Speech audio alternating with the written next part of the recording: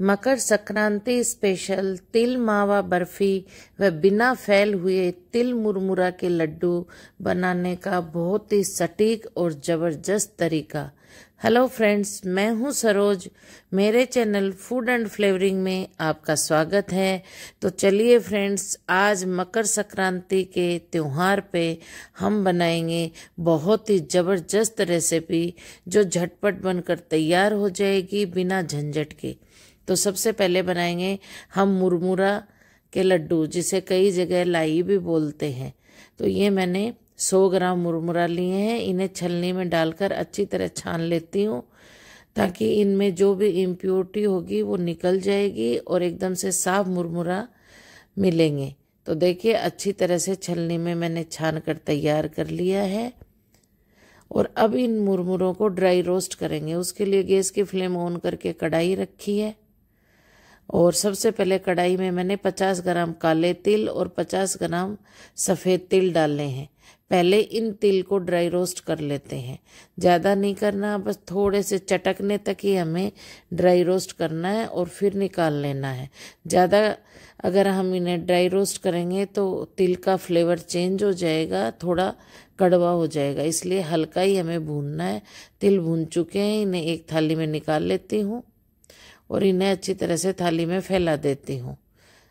अब दोबारा कढ़ाई रखकर और उसमें ये साफ किए हुए मुरमुरा डाल देती हूँ और अब मुरमुरों को भी गैस की फ्लेम को कम रखते हुए हमें अच्छी तरह से क्रंची होने तक इन्हें ड्राई रोस्ट कर लेना है।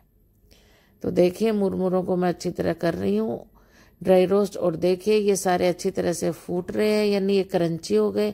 गैस की फ्लेम बंद कर देते हैं और इन्हें भी दूसरे बर्तन में निकाल देते हैं।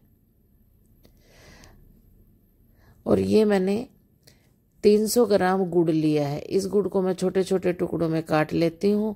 100 ग्राम हमने मुरमुरे लिए और 100 ग्राम तिल लिए, तो उसके अकॉर्डिंग 300 ग्राम गुड़ को कढ़ाई में डालकर गैस पे रख दिया है और अब इसे मिलाते हुए हमें पिघलाना है। इसमें कोई पानी वगैरह कुछ नहीं डालना, बस 1 चम्मच हमें देसी घी की डालनी है और इसको अच्छी तरह से हमें गैस की फ्लेम को कम रखते हुए मेल्ट करना है।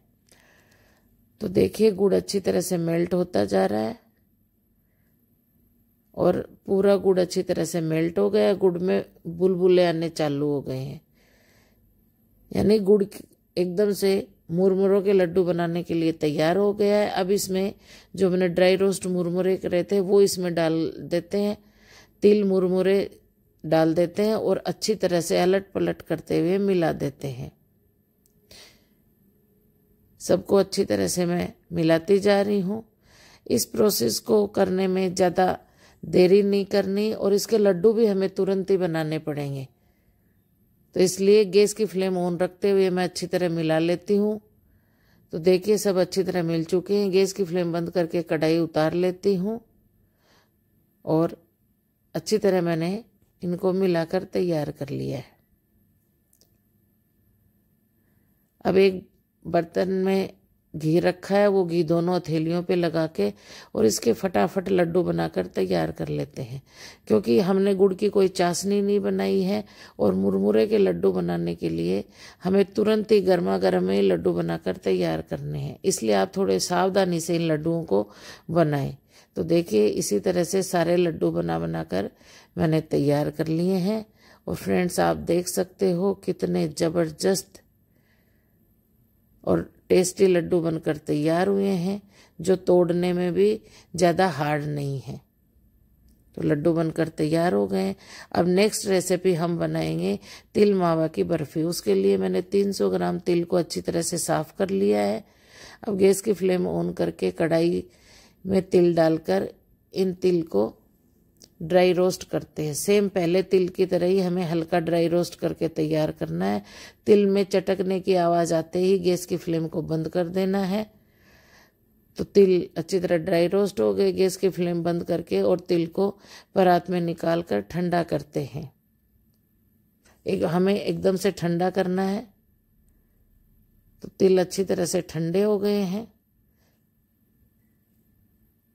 अब इन तिल को मिक्सी जार में डाल लेते हैं और इनमें से थोड़े से 1/4 तिल हम साबुत रखते हैं।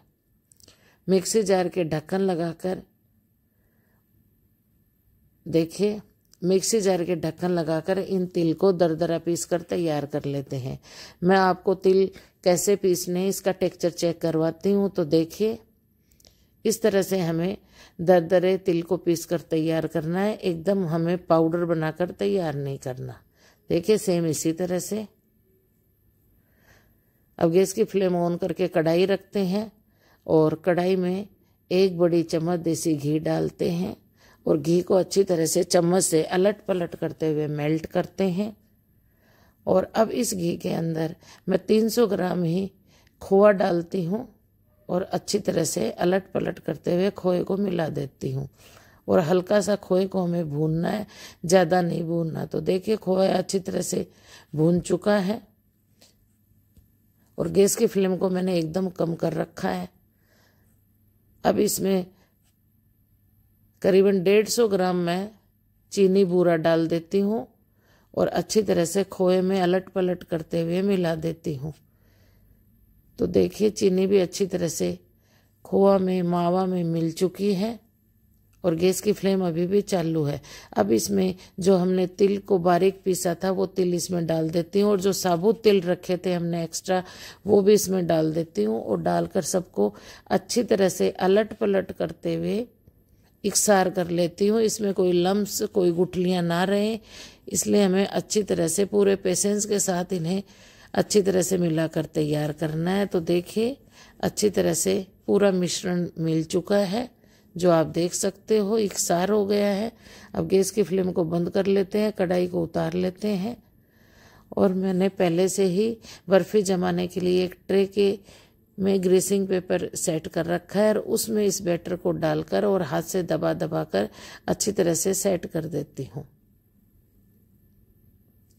पूरा बैटर अच्छी तरह सेट हो गया। अब इसके ऊपर तिल से और पिस्ता की कतरन से गार्निश कर देती हूँ और बचे हुए बटर पेपर को वापस पलटकर और चम्मच से दबा दबा कर गार्निश की हुई पिस्ता और तिल को अच्छी तरह से बर्फी में सेट कर देती हूँ। ये प्रोसेस हमें तुरंत ही करना है, इसके लिए हमें ठंडा होने का वेट नहीं करना है। अगर हम वेट करेंगे कि ये ठंडा होगा तो उसके बाद अगर हम गार्निशिंग करेंगे तो बिल्कुल भी गार्निशिंग चिपकेगी नहीं। तो देखिए अच्छी तरह गार्निश हो चुकी है और मावा तिल बर्फी भी अच्छी तरह से सेट हो चुकी है। अब नाइफ की हेल्प से इसे हमें तुरंत ही काट कर तैयार करना है। तो मैं हल्के हल्के इसके निशान लगा देती हूँ ताकि ये ठंडी होने के बाद इजीली अलग अलग हो जाए। तो मैंने लंबे लंबे पतले पतले पीस में इसे काट कर तैयार कर लिया है और अब बर्फ़ी अच्छी तरह सेट हो चुकी है। तो मैं देखिए आपको बर्फ़ी को तोड़कर इसका टेक्सचर चेक करवाती हूँ। तो देखिए फ्रेंड्स कितनी इजीली बर्फ़ी अलग अलग हो रही है।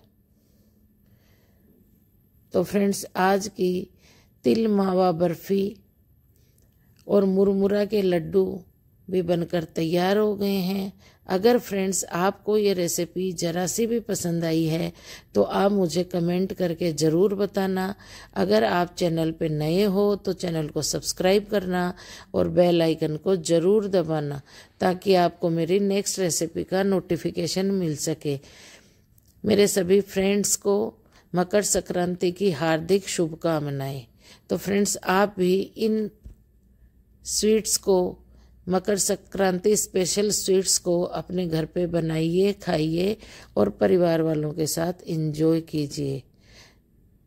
तो देखिए फ्रेंड्स इन दोनों रेसिपीज़ को बनाना कितना आसान है, बिना कोई परेशानी के ये झटपट बनकर तैयार हो जाती है।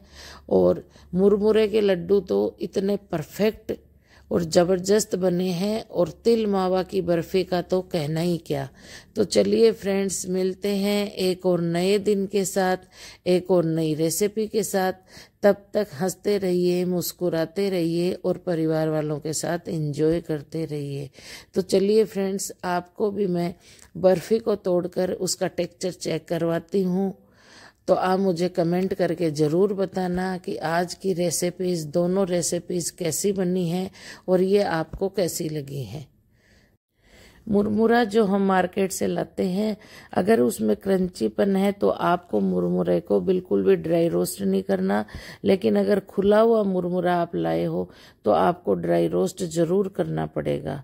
तो चलिए फ्रेंड्स, मिलते हैं एक और नई रेसिपी में। तब तक के लिए bye, thank you, take care, जय हिंद, जय जय राजस्थान।